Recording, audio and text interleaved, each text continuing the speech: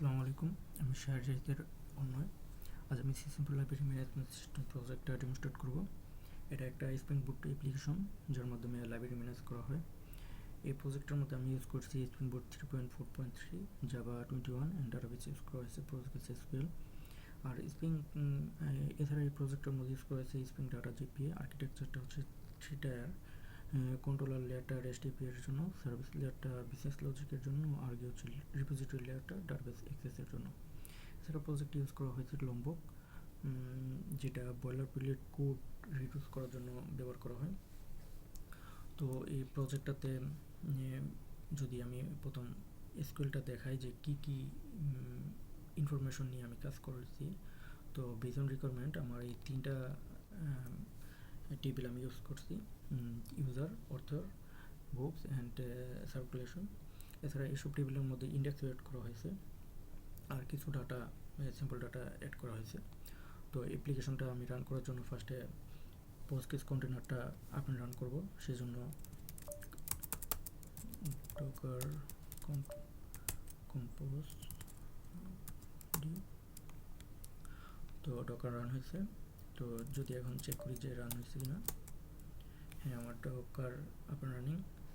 তো অ্যাপ্লিকেশনটা রান করি।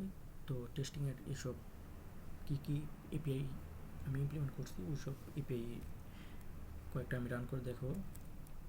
তো সেজন্য আমি এটাতে যাই, যাওয়ার পরে এপিআইটা যদি আমি কল করি তো দেখবো যে একটা রেসপন্স দিচ্ছে, তার মানে আমার অ্যাপ্লিকেশন রানিং।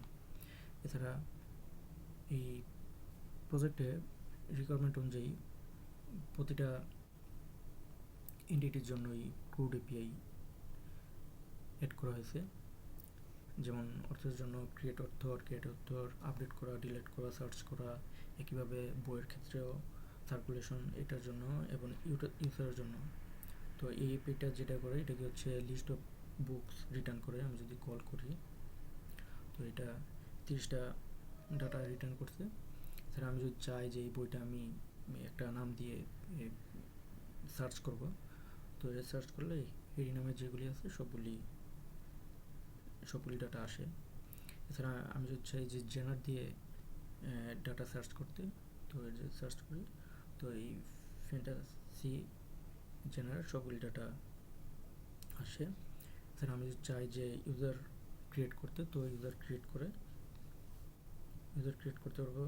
পরে কি হচ্ছে প্রতিটা ইউজারে কী কী বই আমি, মানে ইউজার যদি নিতে চায় কিছু বই, তো ওই সব বই ইউজারের আন্ডারে এইভাবে সেট করে ডাটাবেজে সার্কুলেশন টেবিলের মধ্যে আমি রাখতে পারবো।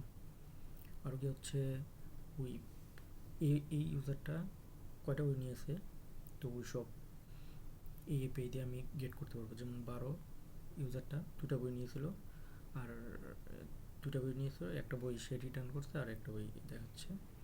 আর এই এপিআই দিয়ে দেখায় যে কয়টা ইউজার মানে ওভারডিউ হয়ে গেছে, সে এখনও বইটা রিটার্ন করে নেই 14 দিনের মধ্যে। আর কি হচ্ছে এটা দিয়ে একটা ইউজার ইনফরমেশন দেখা যায়। যেমন 12 দিয়ে যদি করি তো কল করি তো ওই ইউজারের ইনফরমেশনগুলি আসে। আর এটা কি হচ্ছে যে যেমন 12 ইউজারটা সে 2টা বই নিয়েছিল, পরে একটা বই সে রিটার্ন করছে, তো ওই বইয়ের আইডি ছিল 15। তো এই অ্যাপের মাধ্যমে 15 অ্যাড করে যদি আমি কল করি তো ওইটা আসে। তো আমি যদি চাই যে ইউজারটা 15 সে আরেকটা বই সে অ্যাড করবে, মানে আমি অ্যাড করতে চাই। আচ্ছা, এই বইয়ের অ্যাভেলেবিলিটি 2, তো 7, আমি এই বইটা যদি অ্যাড করি, এর মধ্যে 13 আছে, 7, তো এটা হয়ে গেছে।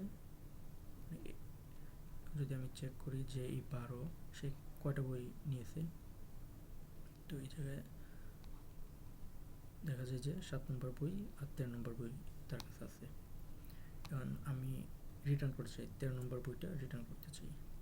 12 নম্বর 13 রিটার্ন করি। সো এতে বুক রিটার্ন সাকসেসফুল। পরে যদি এই বইটা কল করি আবার দেখতে পাবো যে একটা বই থাকে। তো এরকমভাবে বাকিগুলি এপিআই এইভাবে ক্রিয়েট করা হয়েছে। আর কি হচ্ছে এই যে স্ট্রাকচারটা প্রজেক্টের স্ট্রাকচারটা যদি দেখায় যে মডিউলগুলি কীভাবে সাজানো হয়েছে, তো কন্ট্রোলার প্যাকেজের মধ্যে কন্ট্রোলার ক্লাসগুলি, ডিটিও ক্লাসের মধ্যে ডিটিও ক্লাসগুলি, আর একটা গ্লোবাল এক্সেপশনের প্রতিটা এক্সেপশনের মিনিংফুল এক্সেপশন যেন হয় সেগুলির জন্য এক্সেপশন ক্লাস ক্রিয়েট করা হয়েছে। পরে গিয়ে হচ্ছে সার্ভিস ক্লাস ক্রিয়েট করা হয়েছে। বুক ক্লাসটা যদি দেখি যে ক্রিয়েট বুক, এটার মধ্যে বুক রিকোয়েস্ট ডিটিও এই ক্লাসটা দিয়ে সে ডাটা প্রসেস করে বুক অবজেক্টের মধ্যে ডাটা সেট করে ডাটাবেসে সেভ করে। এছাড়া এটার মধ্যে ইউনিট টেস্টিংও এড করা হয়েছে প্রত্যেকটা কন্ট্রোলারের প্রতি টাইপের জন্য।